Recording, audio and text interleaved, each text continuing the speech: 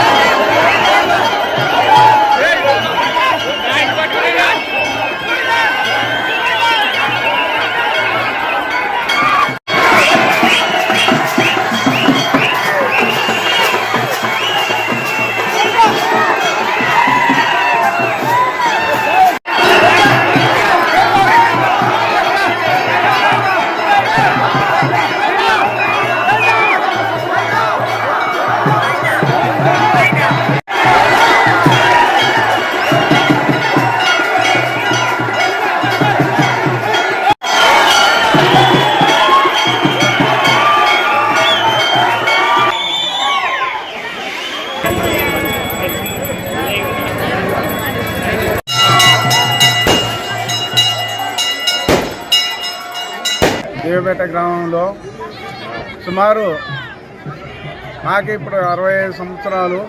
అంతకు ముందే దాదాపు 100 సంవత్సరాలు అవుతుంది.